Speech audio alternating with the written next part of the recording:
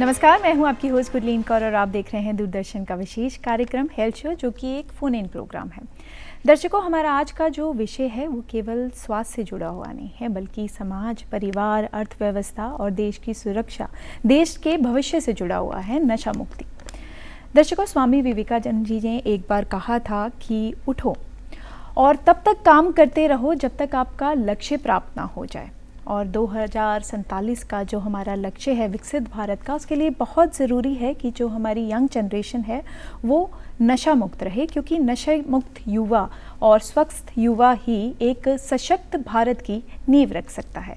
इसी महत्वपूर्ण विषय पे जानकारी के लिए हमारे साथ मौजूद हैं हमारे स्पेशल गेस्ट प्रोफेसर डॉक्टर क्षितिज शर्मा, नशा मुक्ति मनोरोग विभाग। बहुत बहुत स्वागत है सर आपका। Thank you ma'am. सर, मैं आपकी जानकारी के लिए बता दूं कि इस कन्वर्सेशन के अलावा, क्योंकि ये फ़ोन इन प्रोग्राम है, तो कुछ हमारे दर्शकों की क्वेरीज होगी फ़ोन कॉल और वीडियो कॉल के माध्यम से, जो हम कोशिश करेंगे एक एक करके एड्रेस करने की। सो दर्शकों, आपकी जानकारी के लिए मैं एक बार फिर याद दिला दूं कि हमारा व्हाट्सएप नंबर 9417242224, इस पे कॉल करके, वीडियो मैसेज करके आप अपने सवाल सीधे तौर से हमारे विशेषज्ञ से पूछ सकते हैं। इसके साथ ही हमारा लैंडलाइन नंबर 017226900037 भी उपलब्ध है, जिस पे कॉल करके आप अपने सवाल सीधे तौर से हमारे विशेषज्ञ से पूछ सकते हैं। और आपकी जानकारी के लिए, जैसे कि हमारा आज विषय है नशा मुक्त समाज से सशक्त भारत की परिकल्पना, नशा मुक्त भारत अभियान के अंडर एक हेल्पलाइन नंबर है, आप नोट कर लीजिए। हम विंडो स्क्रीन पे भी फ्लैश कर रहे हैं 017227566869। इसके साथ ही नशा मुक्त भारत टोल फ्री नंबर है, नोट कर लीजिए। हम वीडियो और विंडो पे भी आपको वो नंबर फ्लैश कर रहे हैं। It is 1800110031। सो हम एक बार शुरुआत करते हैं सर। सबसे पहले ये कितना ज़रूरी है कि ये जो ड्रग एडिक्शन की प्रॉब्लम है या जो समस्या है, नशा की समस्या, इसको व्यक्तिगत ना समझकर इसको लार्ज स्केल पर समझा जाए कि ये एक सामाजिक प्रॉब्लम है और आगे जाके ये एक नेशनल प्रॉब्लम भी बन सकती है। What is your take on this? हाँ जी ma'am, of course I totally agree with you. एक हम बात करते हैं कि नशे की लत की बीमारी, वो तो हो गया एक बहुत ही सीवियर, जिसमें किसी को नशे की इतनी सीवियर आदत पड़ चुकी है कि वो अपना नॉर्मल बिहेव करने के लिए, नॉर्मल सोच रखने के लिए भी उनको नशे की ज़रूरत पड़ती है। पर नशे की समस्या अगर हम एक बुनियादी तौर पे बहुत वाइड तरीके से सोचेंगे तो ये सिर्फ ये नहीं कि जिसको लत है, अगर कोई कभी कभार यूज़ करता है पर उसके कारण एक्सीडेंट हो जाता है, किसी ने शराब पी के गाड़ी चला ली, तो वो भी एक सामाजिक एक दुविधा है, एक सामाजिक प्रॉब्लम है। कोई एक बार नशा करके, नशे का आदी नहीं है पर एक बार नशा करके शराब लेने के कारण उनको बीमारी हो जाती है, हार्ट की बीमारी, लिवर की बीमारी, पैनक्रियास की बीमारी, तो वो वाला भी एक पहलू इसमें होता है। तो अगर हम नशे को देखें तो नशे की, एक तो हमारे पास जो मरीज़ ऑलरेडी नशे के लत में पड़ चुके हैं उसके कारण उनको काफ़ी नुकसान हो रहा है, एक तो वो हम मेडिकल एंगल से देख सकते हैं। पर अगर हम सामाजिक ढंग से देखें कि कहीं पे भी, जहाँ पे भी हमने देखा है कि जिस एरिया में नशे की प्रेवलेंस या हम कहें कि नशे की यूज़ जनरल पॉपुलेशन में ज़्यादा है, तो वहाँ पे बाकी सब तंत्रों पे भी इसका काफ़ी बुरा असर पड़ता है। तो मेडिकल भी इसमें एंगल है, सोशल भी है, साइकोलॉजिकल भी है। और इसी के कारण जो नशा मुक्त भारत अभियान है या एक जो भारत सरकार का एक रोड मैप है, लंबे समय पे इन सभी तरीक़ों से, सभी पहलुओं पे काम करने की बहुत ज़्यादा ज़रूरत है।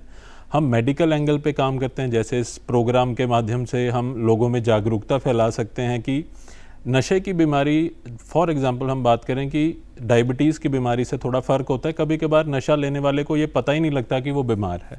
उसको लगता है कि मेरे बस में है, मैं कल छोड़ दूंगा, पर वो पता नहीं लगता कि कब वो करते करते शरीर इतना आदी हो जाता है कि वो छोड़ भी नहीं पाते।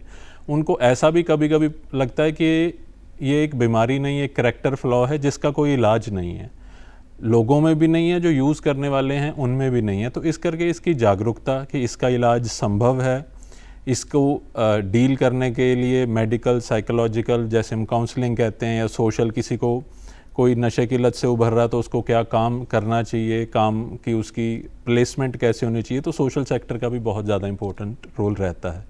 तो in a nutshell, yes, it is a बहुत ही वाइड टॉपिक है ma'am, and it touches on every aspects of society. Sir, आपकी पीजीआई में एक्सपर्टीज़ है, बहुत से ड्रग एडिक्टेड हैं जो आपके पास आते हैं, जैसे आपने कहा कि प्रेवलेंस यंगस्टर्स में ज़्यादा है। मुझे बताइए कि कैसे कैसे केसेस होते हैं, किन किन तरीके की एडिक्शन के साथ पेशेंट्स आपके पास पहुंचते हैं, और आपके एक्सपीरियंस के हिसाब से पीजीआई में ऐसी कौन कौन सी एक्टिविटीज़ होती हैं जिसमें वो केसेस रिवर्स होते भी नज़र आए हैं आपको एक्सपीरियंस में?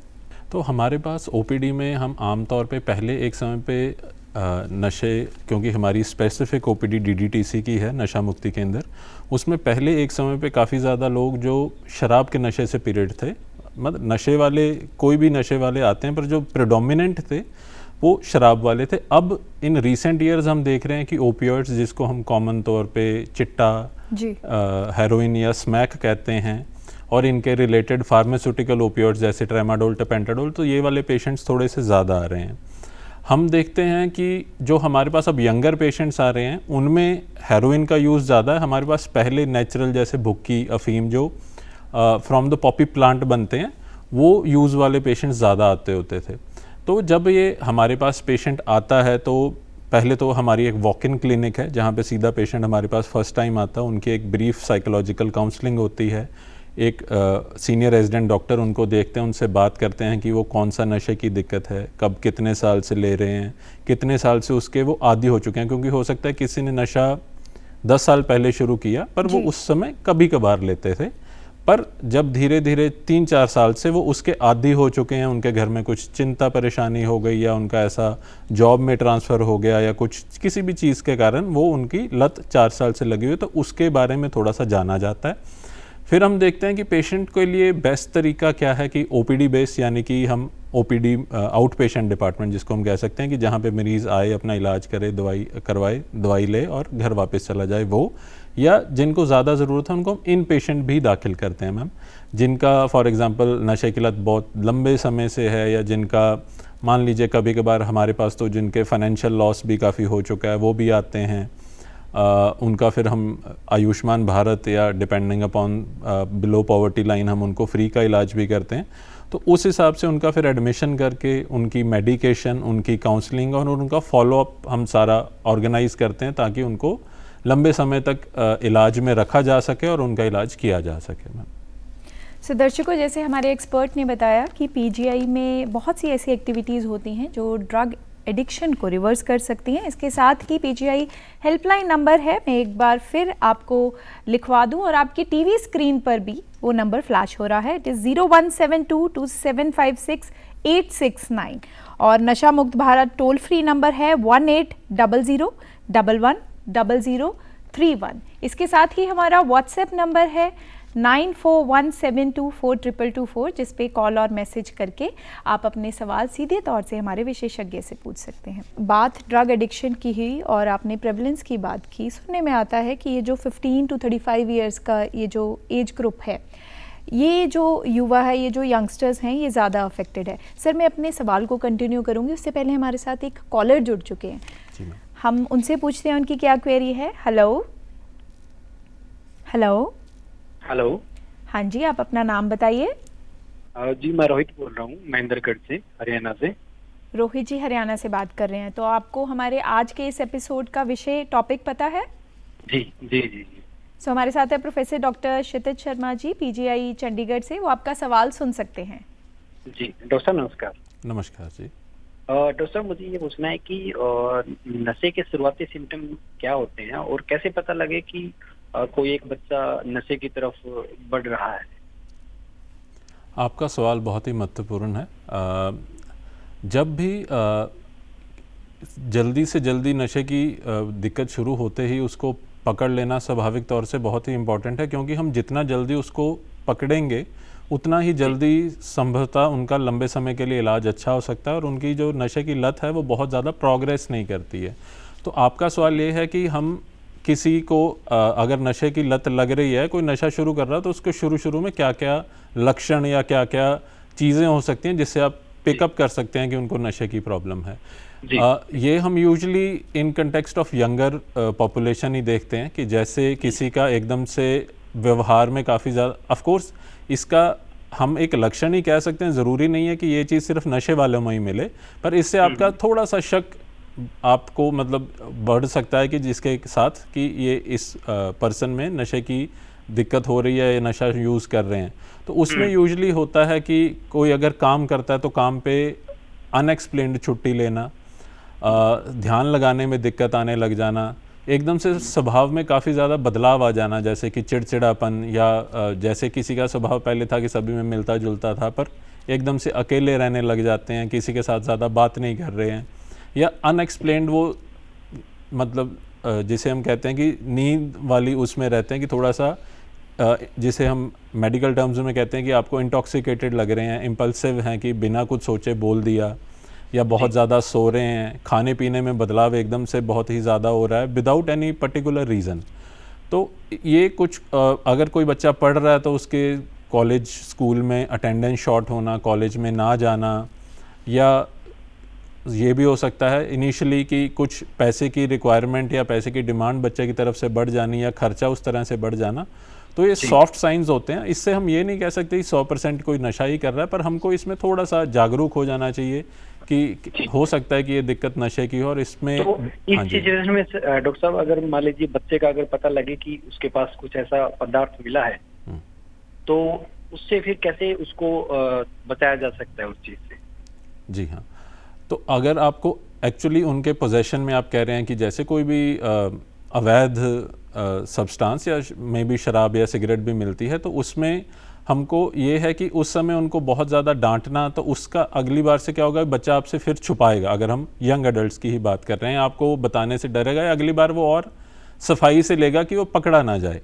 तो इसके करके बहुत ज़रूरी है कि बच्चे को आराम से, हम यंग पॉपुलेशन के हिसाब से बच्चा या यंग एडल्ट को आराम से बिठाना और उनसे पूछना कि वो क्यों नशा किया। बेसिकली इसमें स्टिग्मा या बहुत ज़्यादा ये कि आपने क्यों किया, हो सकता है वो उस समय उसका लत नहीं लगी है, किसी दोस्त ने उसको एक बार दे दिया, वो लगातार लेता भी नहीं है, हो सकता है उसने तब तक लिया भी ना हो। तो उसके कारण हमको उसका जो पर्सपेक्टिव है, जो उसकी सोच है, उसको समझना ज़रूरी है। क्या वो लगातार ले रहा है कि नहीं ले रहा, और कब से ले रहा है, और इसका हेल्प संभव है। आप इसके बारे में बात कर सकते हैं। अगर बच्चे को ये लगेगा कि मेरे को डांटा ही जाएगा, सुना नहीं जाएगा, समझा नहीं जाएगा, एक नॉर्मल पाया जाता है कि यंगर जो जनरेशन होती है उनका अपने पेरेंट्स से टीनेज ईयर्स और यंग एडल्टहुड में थोड़ा डिस्टेंस होने लग जाता है। तो उसमें पेरेंट्स को डिस्टेंस तो देना पड़ता है, पर कभी ऐसी कोई चीज़ दिखती है तो उसमें उनके साथ एक स्वाभाविक ढंग से, एक प्यार से कि ये इसका क्या कारण है, आपने क्यों किया। अगर आप ज़्यादातर समय से ले रहे हो तो इसका इलाज संभव है, हम आपको इलाज के लिए लेके जा सकते हैं। तो हमारे पास कई पेरेंट्स हैं जो 16-17 साल के बच्चे को भी लेके आते हैं, और उस समय बच्चे को काउंसलिंग से, उस समय हो सकता है कि दवाई का इतना ना रोल हो, या हम उसका टेस्ट कर सकते हैं यूरिन का, तो उससे हमको पता लग जाता है और उसमें आगे फॉलोअप में देखा जा सकता है कि कारण क्या था नशे का। उसके मित्र ऐसे बन गए थे, वो किसी चीज़ के स्ट्रेस से जूझ रहा था, किसी चीज़ की परेशानी थी, तो वो कारण पे भी काम किया जा सकता है। पीजीआई में काउंसलिंग और मॉनिटरिंग भी अवेलेबल है ऐसी केसेस में, तो आपको जब भी वक्त मिले तो आप पीजीआई में आके अपनी समस्या का हल ढूंढ सकते हैं। Thank you so much for connecting with us Rohit ji, thank you. Sir, जैसे आपने बताया कि मॉनिटरिंग में जो रीज़न्स हैं, जो कारण हैं, वो भी डिटेक्ट हो जाते हैं। आपके एक्सपीरियंस में अगर मैं पूछूं कि प्रोमिनेंट रीज़न्स क्या हैं बच्चों के ड्रग एडिक्शन की तरफ जाने के लिए?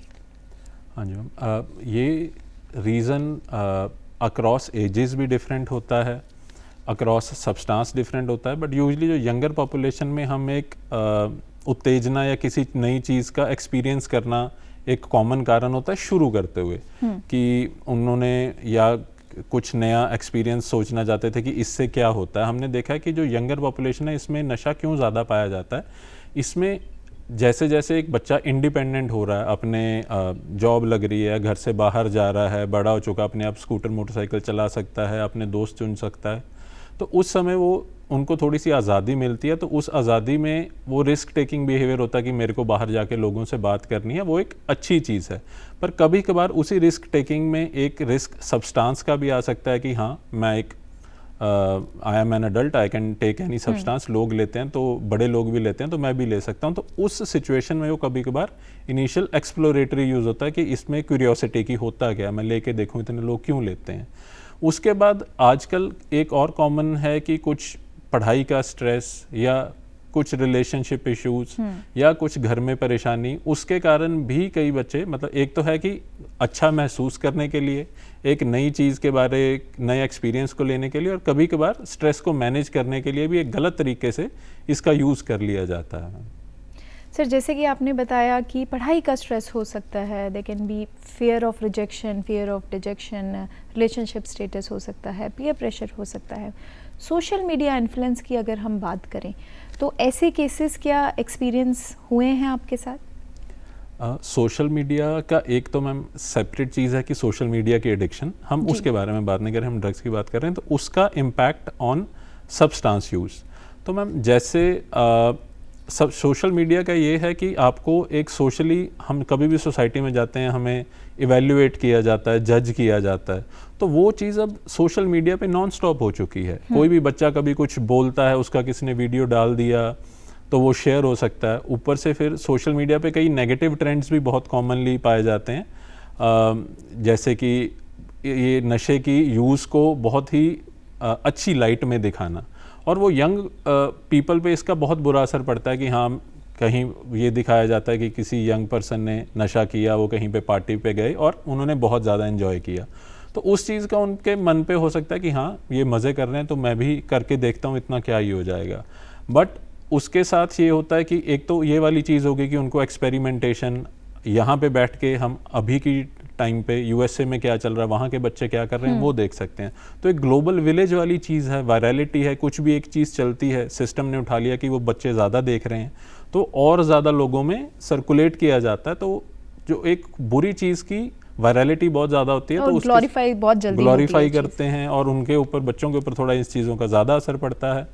उसके अलावा इसमें ये तो हो गया कि उसको नशे को कैसे दिखाया जाता है, पर सोशल मीडिया एक अपने आप में भी स्पेशली यंग बच्चों में स्ट्रेस का कारण भी बन जाता है जी। आपको हर समय कंपेयर किया जाता है, आप सोशल मीडिया पे देख रहे हैं कोई बच्चे या कोई आपके एज का ग्रुप कोई बाहर घूम रहा है, तो एक हमेशा एक कंपैरिजन चला रहता है कि सब, अब उसमें क्या कि सोशल मीडिया में कोई भी वही चीज़ डाल रहा है जो उसका बेस्ट है जी, जो नॉर्मल लाइफ है वो कोई नहीं डालता मोस्टली, तो फिर आप उसके साथ हमेशा कंपेयर करते हैं कि XYZ is living a good life, मैं तो बोर हो रहा हूँ, तो वो एक परसिस्टेंट और ऑलवेज अंडर प्रेशर रहता है कि आप उसके साथ कंपेयर करें और फिर वो अपने आप को नीचे या बुरा महसूस करें, तो उसके लिए फिर आप अपने आप को एस्केप ढूंढने की कोशिश करें। Sir, we have one more caller with अस।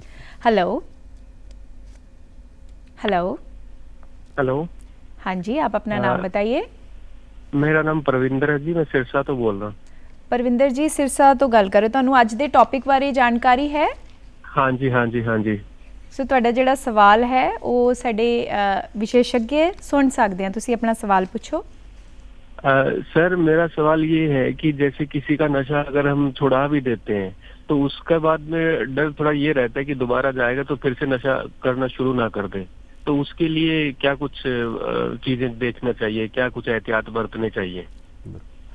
प्रविंदर जी, ये भी बहुत ही इंपॉर्टेंट सवाल है कि हो सकता है कोई नशे की किसी को प्रॉब्लम है और उसके बाद उन्होंने इलाज करवाया और एक बार ठीक हो गए, तो ये काफ़ी कॉमन प्रॉब्लम है नशे के संदर्भ में कि एक बार किसी ने नशा छोड़ दिया, सब कुछ ठीक चल रहा है, पर फिर वो कहीं पे ऐसी जगह पे ऐसे मित्रों को मिल गए जो नशा करते हैं, तो उन्होंने दोबारा नशा शुरू कर लिया। इसमें दो तीन चीज़ों का ध्यान रखता है। एक तो होता है कि हम सोचते हैं कि जब नशा की लत ख़त्म हो गई है, उन्होंने छोड़ दिया है, तो उसके बाद वो दोबारा कभी नहीं करेंगे, पर उसके बाद हम अपने भी मरीज़ों को हमेशा कहते हैं आप ठीक चल रहे हैं पर हमारे पास इलाज में बने रहिए।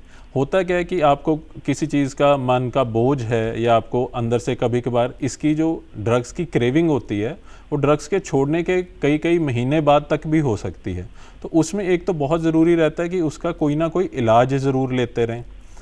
किसी समय इलाज में बने रहने से होता है कि आप 1 महीने में 1.5 महीने में डिपेंडिंग अपॉन आपका कहाँ पे इलाज करवा रहे हैं, वहाँ पे जाके आपको जो दिक्कत आ रही है वो साझी कर सकें, या कि मेरे को क्रेविंग हो रही है, मेरे को नशे की हुड़क हो रही है, तो उसके हिसाब से हम दवाई एडजस्ट कर सकते हैं कि वो नशा दोबारा शुरू ना हो, उसका इलाज किया जा सके। एक दूसरी चीज़ होती है कि अगर किसी का रिलैप्स हो गया, मान लीजिए किसी ने इलाज करवाया, 6 महीने छोड़ के रखा, उसके बाद उन्होंने दोबारा लेना शुरू कर दिया, तो हमारी एक बहुत इंपॉर्टेंट ये रहता है कि अगर कोई नशा दोबारा शुरू करता है जल्दी से जल्दी इलाज में जाए।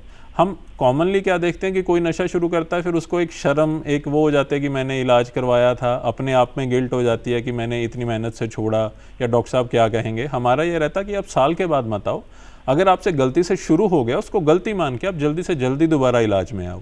इससे बेहतर कि आप एक साल दोबारा अपना पैसा ख़राब करके, सेहत ख़राब करके और उसके बाद रिकवर करना भी मुश्किल होता है। तो अगर दोबारा शुरू होता है उसके लिए काउंसलिंग अलग है, पर जल्दी से जल्दी दोबारा इलाज में लाना बहुत ज़रूरी है। परविंदर जी, आपको आपके सवाल का जवाब मिल गया? जी जी जी, थैंक यू सो मच। देखते रहिए दूरदर्शन हेल्थ शो।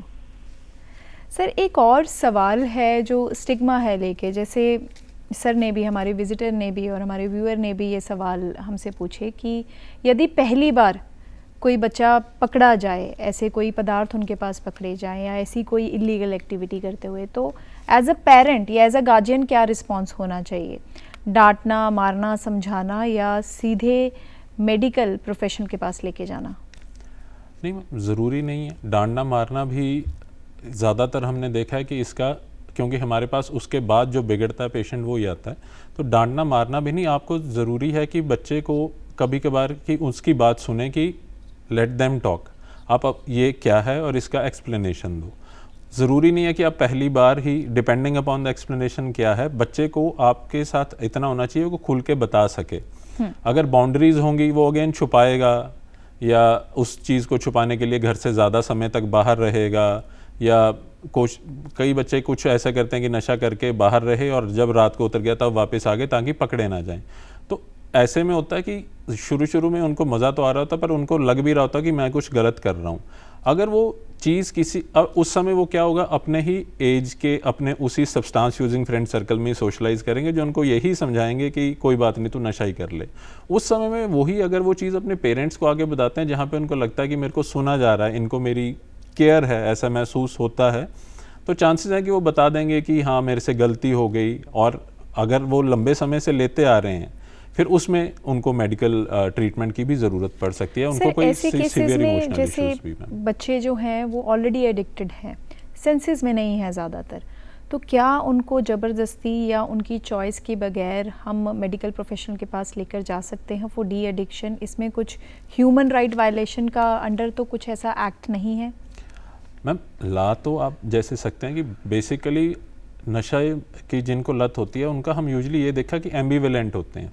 कभी उनका होता है कि हाँ मैं जाऊंगा इलाज करवाऊंगा, कभी होता है कि नहीं मेरा को ठीक है, कोई दिक्कत नहीं है। उसका एक कारण तो मैम स्टिग्मा भी है उसके कारण, पर जब वो हमारे पास आते हैं इलाज के लिए तो हो सकता है कि यूजुअली एम्बिवेलेंट ही होते हैं, स्पेशली यंगर पॉपुलेशन। अभी उनका नशे के कारण इतना उनमें नुकसान नहीं देखा होता है, उनको पता नहीं होता, तो उनको बेसिकली जेंटली ही कन्विंस करके लाना चाहिए रादर देन आप मार पिटाई या बहुत ज़्यादा जोर करके। हम भी इनिशियली उनकी मोटिवेशनल काउंसलिंग ही करते हैं, उनको नशे के दुष्प्रभाव के बारे में बताते हैं या आप जो आगे ज़िंदगी में करना चाहते हो उसका नशे से उस पर क्या असर पड़ेगा इसके बारे में बताते हैं। हाँ, हम बिना किसी की मर्ज़ी के ह्यूमन राइट्स की वायलेशन तो है ही है मैम। उसका ये भी देखा गया कि हम ऐसे कई पेशेंट्स हैं हमारे पास जो 1.5 साल किसी डी एडिक्शन सेंटर में रहते हैं और निकलते सारी दूसरे दिन दोबारा यूज़ कर लेते हैं, क्योंकि उनके अंदर एक इस चीज़ के अगेंस्ट हेट भर जाती है। काउंसिल नहीं हो पाते हैं, काउंसिल नहीं होते हैं, या उनको बिना मर्जी से उठा के घर से कहीं डी एडिक्शन सेंटर में घर वालों ने डलवा दिया, तो उनके मन में गुस्सा तो रहता ही है। वहाँ पे कभी कभी दुर्व्यवहार भी होता है, हमारे पास कई केसेस आते हैं कि वहाँ पे मार पिटाई भी होती है। तो वैसे पेशेंट्स तो यूजुअली विद इन 5-10 डेज या निकलते सार जैसे ही पैसा हाथ में आया, जैसे ही मौका लगा, वो दोबारा नशे की तरफ चल पड़ते हैं। तो उसका वैसे भी मैम इतना फ़ायदा नहीं होता। सर, काफ़ी स्टिग्मा और मिथ्स हैं ड्रग एडिक्शन की, हम बात करें समाज को लेके, या कई बार फैमिली भी डिसोन कर देती है। फैमिली सपोर्ट का कितना बड़ा रोल है? एक और सवाल सर, कुछ केसेस में फैमिली आइडेंटिफाई नहीं करना चाहती है, उनको ऐसा लगता है कि जो भी उनकी आइडेंटिटी है वो रिवील नहीं होनी चाहिए बिकॉज ऑफ सोशल बैरियर्स। क्या ऐसी भी प्रक्रिया होती है पीजीआई में? मैम, जैसे कि सोशल वो चाहते हैं कि ना किसी को पता लगे, वी प्रैक्टिस 100% अनोनिमिटी और प्राइवेसी। हमारे पास पेशेंट्स का ये भी है कि जैसे पंजाब के दूर दराज इलाकों से, हिमाचल, हरियाणा, कि यहाँ पे उनका जो नॉर्मल सोशल सर्कल है वो नहीं है, तो उनको प्राइवेसी पूरी मिलती है। ऐसा उनके समुदाय में हो सकता है कि ना पता लगे, क्योंकि इस चीज़ से भी लोग काफ़ी शर्मिंदा महसूस करते हैं कि हमारे बच्चे की नशा मुक्ति के लिए दवाई चल रही है। तो हमारे यहाँ पे वी ट्राई टू इंश्योर कि उनकी गोपनीयता बरकरार रहे। एंड आपका first question ma'am, identification reveal नहीं तो होगी। आइडेंटिफिकेशन हम रिवील नहीं करते हैं, हम उनको रिस्पेक्टफुली डील करते हैं, फैमिली मेम्बर से भी पूछते हैं। एंड इससे क्योंकि ये शेम वाला एस्पेक्ट तो रहता ही है, तो अभी रिसेंटली जो रिकवर्ड ड्रग एडिक्ट्स हैं, यही स्टिग्मा से डील करने के लिए कई स्टेट्स ने इसके लिए भी, जैसे पंजाब में एक सूरमा स्कीम लाई गई कि जो नशे से मुक्त हो चुके हैं वो उनको एज रोल मॉडल्स लाया जाए मैम आगे, कि वो स्टिग्मा कम हो कि कोई जो नशे में चला गया उससे निकल के अपनी ज़िंदगी सुधार भी सकता है। इससे ये मिथ भी दूर होता है जो लोगों को लगता है कि once addict always an addict. तो ऐसा नहीं है, केसेस रिवर्स भी होते हैं और कंस्ट्रक्टिव एक्टिविटीज़ में भी वो खुद को एंग्रॉस कर सकते हैं। सर, पंजाब, हरियाणा, हिमाचल की बात करें, आपने कहा कि बहुत से ऐसे जो पेशेंट्स हैं आपके पास आते हैं, तो किस चीज़ का सबसे ज़्यादा सेवन होता है और क्या परसेंटेज है, कौन सा एज ग्रुप है जो ज़्यादा प्रोमिनेंट है ड्रग एडिक्शन में? आजकल के संदर्भ में हमारा सबसे जो कॉमन पेशेंट्स हम देख रहे हैं वो हेरोइन या ओपियोइड्स के ही होते हैं। उसमें ओपियोइड्स एक बड़ी क्लास ऑफ ड्रग्स है, उसमें हेरोइन होता है मैम जो थोड़ा स्ट्रॉन्ग होता है, उसके अलावा भुक्की, अफीम, ये कॉमन है। उसके बाद alcohol use, tobacco and nicotine,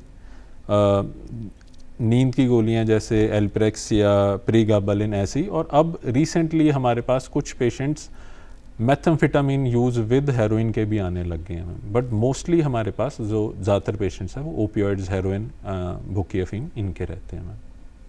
sir, अब डी एडिक्शन प्रोसेस की बात करते हैं। जैसे कि आपने बताया कि पीजीआई में काफ़ी केसेस आते हैं और काफ़ी हद तक रिवर्स भी होते हैं। डी एडिक्शन प्रोसेस में काउंसलिंग कैसे हेल्प करता है और डिटॉक्स दवाइयाँ क्या है? इलाज की प्रक्रिया क्या है सर? कितना समय लगता है और कितना पैसा लगता है? एक तो मैम जैसे हम अगर इन पेशेंट की बात करें तो सबसे पहले तो हमारी असेसमेंट होती है कि पेशेंट को किस किस नशे की प्रॉब्लम है। हमने ये देखा कॉमनली कि नशे की प्रॉब्लम जिनमें होती है उनमें और भी मेडिकल इश्यूज़ काफ़ी हो जाते हैं। जैसे आपने सुना होगा जो इंजेक्शन लगाते हैं उनमें हेपेटाइटिस बी, सी, HIV बहुत कॉमन है।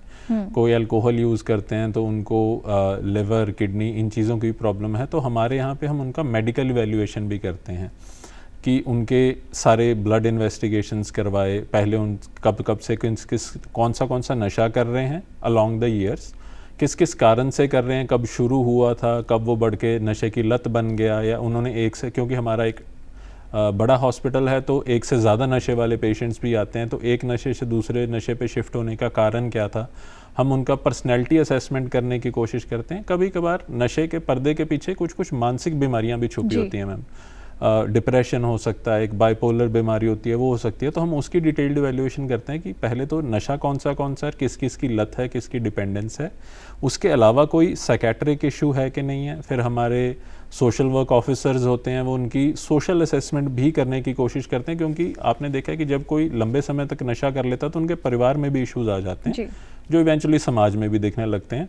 तो उनके फैमिली में इश्यूज़ क्या क्या चल रहे हैं जिसके कारण उसका नशा रुक नहीं पा रहा है। कोई एक फैमिली मेम्बर हो सकता है कि ये तो जी कुछ नहीं, नशा नहीं है, मेरा बच्चा तो अच्छा छोड़ देगा, इसको इलाज की ज़रूरत नहीं है, या इसको कहीं पे इलाज मत कराओ, हमारी बेइज्जती हो जाएगी, वैसी चीज़ें एक होते हैं। फिर दूसरा एस्पेक्ट कि बिल्कुल ही पता लगा नशा है, या तो डिसोन कर दिया कि हम तो चल घर से बाहर निकल जाए, या मार पिटाई शुरू कर दी, या उठा के सीधा बिना कुछ पूछे या बात किए डी एडिक्शन सेंटर में फेंक दिया। तो वो सारी हमको हिस्ट्री लेनी पड़ती है। पेशेंट कई बार हमारे पास आके ये भी पूछता है कि यहाँ पे आपके पास मार पिटाई तो नहीं होती है, क्योंकि उनका प्राइवेट डी एडिक्शन सेंटर्स में कभी कभार उनके साथ वहाँ हमारे पास आने से पहले एक्चुअल फिजिकल अब्यूज भी हो रखा होता है। तो उनको हमको पहले मतलब ऑफ कोर्स विड्रॉल्स के सिम्टम आएंगे, वो मेडिसिन से हम कंट्रोल करते हैं। हमने पूछ लिया आपका क्या क्या नशे की प्रॉब्लम है। उसके बाद जब वो थोड़ा सेटल होने लग जाते हैं तो साइकोलॉजिकल काउंसलिंग, सोशल इवैल्यूएशन, फिर उनको फैमिली को बुला के काउंसिल किया जाता है, उनसे बात की जाती है कि क्या क्या उनके बिहेवियर से ये जिनको नशे की प्रॉब्लम है वो नशे से बच सकते हैं। तो काफ़ी कंस्ट्रक्टिव काउंसलिंग जो होती है। सर, डिटॉक्स प्रोसेस की भी हम बात करेंगे, इट इज़ वेरी इंपॉर्टेंट। उससे पहले हमारे कॉलर जुड़ चुके हैं हमारे साथ। हेलो हेलो हेलो, हाँ जी, नमस्कार जी। नमस्कार, आप अपना नाम बताइए। हाँ जी, मैं रामकेश बोल रहा हूँ, डिस्ट्रिक्ट कैथल हरियाणा से। ठीक है, आप हमारे हेल्थ शोज रेगुलर फॉलो करते हैं? जी बिल्कुल बिल्कुल, मैं देखता हूँ। मैं आज के टॉपिक की जानकारी है आपको? जी बिल्कुल बिल्कुल। आपका सवाल हमारे जो विशेषज्ञ हैं, एक्सपर्ट हैं, वो सुन सकते हैं। हाँ जी, मैं डॉक्टर साहब से मैम जानना था कि ना मेरा जो ब्रदर है वो शराब पीता है मैम, और वो जो है ना शराब जो पीता है डॉक्टर साहब, वो उनको ना एडिक्ट हो चुके हैं कि वो उसको छोड़ नहीं पा रहे। तो उसके बारे में जानना था कि वो कैसे उसको छोड़ें। वो खुद इस प्रॉब्लम को मानते हैं कि उनको ये दिक्कत चल रही है या नशा उनके कंट्रोल से बाहर हो चुका है? जी, उनको कई बार उनका मन करता है, जैसे सुबह उठते हैं तो वो सोचते हैं कि मैं गलत कर रहा हूँ, फैमिली को परेशान करते हैं, लेकिन उसके बावजूद भी उसको छोड़ नहीं पा रहे। तो मेरी तो सलाह यही है कि आप यहाँ पे पीजीआई या नियरेस्ट कोई भी डी एडिक्शन सेंटर जहाँ पे भी मनोरोग वाले डॉक्टर साहब बैठते हैं आप उनको दिखा सकते हैं। नहीं तो आप हमारे पास सीधा पीजीआई में भी मंडे टू सैटरडे हमारी ओपीडी ओपन होती है, आप 9 से 11 के बीच में आके कार्ड बनवा सकते हैं। जैसे आपने कहा कि उनका मन दोनों तरफ को होता है, ऑफ कोर्स नशे की प्रॉब्लम में दिक्कत ही ये है कि कभी जब वो उनको माइंड क्लियर होता है तो उनको पता लगता है कि हाँ नशे के कारण क्या क्या नुकसान मेरे को आ रहा है, पर जब वो नशे की एक अंदर से, क्योंकि वो छोड़ा नहीं है, एक उनको एक क्रेविंग रहती है, तो जैसे ही वो ले लेते हैं उसकी तरफ चल पड़ते हैं, तो फिर उनको लगता है नहीं मेरे को कुछ मत पूछो, मैं ठीक हूँ। तो उसमें ज़रूरी है कि आप हमारे पास एक बार लाइए उनको, एक बार हम पहली बार हो सकता है उनसे बात ही करें, उनको काउंसल करने की कोशिश करें। कई पेशेंट्स को उसी से काफ़ी फ़र्क पड़ जाता है कि हाँ इसकी दवाई है, संभव है, दवाई के साथ शराब छोड़ी जा सकती है, इट इज़ क्वाइट पॉसिबल। तो आप उनको हमारे पास पीजीआई में लाके दिखा सकते हैं। तो सब गांव में ना कुछ और केसेस भी ऐसे हुए थे पहले कि ना उनको जो नशा छुड़ाने वाले जो केंद्र है उसमें एडमिट कर देते थे, लेकिन वहां जाकर उनकी तबीयत और ज्यादा बिगड़ने लगी। तो क्या ऐसा कुछ सुनने में आया कि ऐसी दिक्कत आ जाती है कि ऐसा नशा केंद्र में लेके जाएं या कुछ ऐसा? हाँ, वो दिक्कत क्या है कि ये जो इलीगल नशा केंद्र है वहाँ पे ऐसी चीज़ें हो सकती हैं कि वहाँ पे उन्होंने कोई, अब जैसे मैंने पहली चीज़, अगर आप ये सुन रहे थे कि हमारा मेडिकल एंगल भी बहुत ज़रूरी है। नशे के पर्दे के पीछे मानसिक शारीरिक बीमारी काफ़ी किस्म की छुप जाती है, तो हमारा उसमें ये ज़रूरी रहता है कि उनकी फ़िज़िकल हेल्थ भी देखें। अगर दवाई दी जाए तो जो शराब छोड़ने से शरीर में दिक्कत आनी है वो चीज़ों को हम ज़्यादातर मैनेज कर लेते हैं। तो वो जो आप बात कर रहे हैं वो most probably depending upon the patient, वो इलीगल डी एडिक्शन सेंटर्स में ऐसा कभी कभार होता है कि इलाज नहीं दिया जाता है, जांच नहीं की जाती, बस आपको एक बंद कमरे में फेंक दिया जहाँ पे आप कुछ ज़्यादा बोलोगे तो आपके साथ दुर्व्यवहार होगा। जैसे कि हमारे एक्सपर्ट ने बताया, एक कंस्ट्रक्टिव काउंसलिंग की बहुत ज़रूरत है, जो कि आप अपने नियर बाय किसी भी हॉस्पिटल या पीजीआई चंडीगढ़ से कर सकते हैं। बहुत बहुत धन्यवाद सर आपका। सर, हमारा एक और जो दर्शक है वो जुड़ चुके हैं वीडियो बाइट के थ्रू। नशा ना जवानी खराब ही कर रहा है, बेकार ही कर रहा है, ठीक है ना। ये जवानी खराब होगी तो कौम सारी डूब जानी है। सर, मेरे ख्याल उनका जो सवाल था, जो हमारी यंग जनरेशन है वो ज़्यादा से ज़्यादा नशों में जाकर जो हमारे प्रोडक्टिव सिटीजन्स हैं वो ख़राब हो रहे हैं और जो हमारा एसेट्स हैं वो ख़त्म हो रहे हैं। सो इसको आप कैसे देखते हैं और क्या संदेश देना चाहते हैं आप? मैं सर की बात से बिल्कुल सहमत हूँ कि यंगर पॉपुलेशन में एक तो यूजुअली देखा जाता है कि नशे की प्रॉब्लम ज़्यादा है, और जिसको फिर प्रॉब्लम हो जाती है, ऑफ कोर्स ये जैसे कि हमने कहा कि एक सोशल इम्पैक्ट भी पड़ता है। जिसको एक बार नशे की प्रॉब्लम पड़ गई उसके बाद वो घर में कुछ प्रॉब्लम चल रही है, एक तो उनका नॉर्मल पढ़ाई लिखाई छूट जाती है, जॉब करने में प्रॉब्लम आती है, तो आप हम कह सकते हैं कि लाइफ की ट्रेजेक्टरी सॉर्ट ऑफ वो बिल्कुल बदल जाती है। तो इसके करके बहुत ज़्यादा ज़रूरी है कि यूथ को एक तो अवेयरनेस दी जाए, और उसके अलावा अगर कहीं पे ऐसी प्रॉब्लम है तो उनको इलाज के लिए इलाज के लिए लाया जाए, इलाज में बना के रखा जाए। इलाज के लिए क्या होता है, कई पेरेंट्स एक बार ले आते हैं फिर उसके बाद फॉलोअप नहीं करते हैं, या यूथ खुद नहीं आते, तो इलाज में आएँ और इलाज में बने रहें। दूसरा ऑफ कोर्स सामाजिक ढंग से, सामाजिक तौर पे जो हमारे पॉलिटिकल रिप्रेजेंटेटिव्स हैं वो भी काफ़ी ज़्यादा कोशिश कर रहे हैं कि इसकी अवेलेबिलिटी भी कम की जाए। तो वो पहलू भी बहुत ज़्यादा ज़रूरी है कि डिमांड रिडक्शन भी रहे और सप्लाई रिडक्शन भी हो। मैम सर, एक और वीडियो बाइट। ना कोई नौकरियां मिलदियां, ना कोई पढ़ाई हुंदी अगे, ते यूथ सारा तां ही उधर नशे नूं ही चल रहा भी, वेला बेरोजगारी, सारे पासे बेरोजगारी आ। सर, अनएम्प्लॉयमेंट की उन्होंने बात की कि ये सबसे बड़ा ड्रॉबैक है जिस वजह से एक एस्केप मिल जाता है यंग जनरेशन को। बिल्कुल, तो वही चीज़ है कि जैसे हम बात कर रहे थे कि ये सिर्फ मेडिकल या एक वो लीगल प्रॉब्लम नहीं है, ये सोशल प्रॉब्लम है। एक किसी भी यूथ को, जैसे मैंने आपको नॉर्मल कहा कि रिस्क टेकिंग एक नॉर्मल बिहेवियर है, अपने एनवायरनमेंट में जाके नई चीज़ सीखना, नई जगह पे काम करना, नए लोगों में मिलना जुलना, कैसे पैसा कमाना है, क्या काम करना है, काम की जगह पे कैसे करना है। तो वो जब अपॉर्चुनिटीज़ ही नहीं होंगी और उसके साथ एक फीलिंग ऑफ फ्रस्ट्रेशन होती है, जैसे कि हमारे पंजाब में ग्रीन रेवोल्यूशन के समय एक बहुत ज़्यादा अच्छी आर्थिक खुशहाली आई थी, पर अब धीरे धीरे वो यूथ के पास वो एम्प्लॉयमेंट अपॉर्चुनिटीज़ नहीं हैं।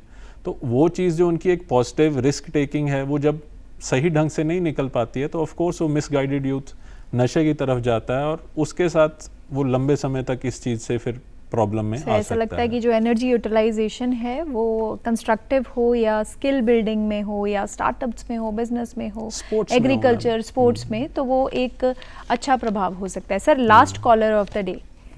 Hello hello hello, good afternoon ma'am. Good afternoon, आप अपना नाम बताइए। उमेश कुमार नाम है मेरा, मैं राजस्थान से झुंझुनू से बिलोंग करता हूँ। अच्छा जी, उमेश जी, आपको आज का टॉपिक पता है? जी मैम। सो आपका सवाल हमारे एक्सपर्ट सुन सकते हैं, बताइए। मैम, जैसे मान लो मैं ये पूछना चाह रहा था, मेरा लड़का नशा करने लग गया तो मुझे कैसे पता लगेगा?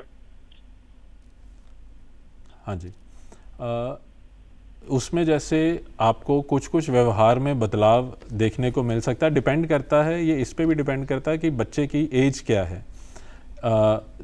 जैसे कि मैंने बताया, ज़्यादा नींद में रहना, एकदम से स्वभाव में बहुत ज़्यादा बदलाव आ जाना, गुस्सा चिड़चिड़ापन रहना, स्कूल ना जाना या कॉलेज ना जाना, पढ़ाई में एकदम से नंबर कम आने लग जाना, ज़्यादा वक्त घर से बाहर निकालना, ज़्यादा वक्त सोते रहना, तो ये कुछ इनिशियल लक्षण हो सकते हैं जिससे आपको ये पता लग सके। तो इसमें आप आराम से देख सकते हैं, बच्चे से पूछ सकते हैं कि क्या दिक्कत आ रही है। हम सीधा इस चीज़ को करना ज़रूरी नहीं है कि भाई तू नशे तो नहीं कर रहा।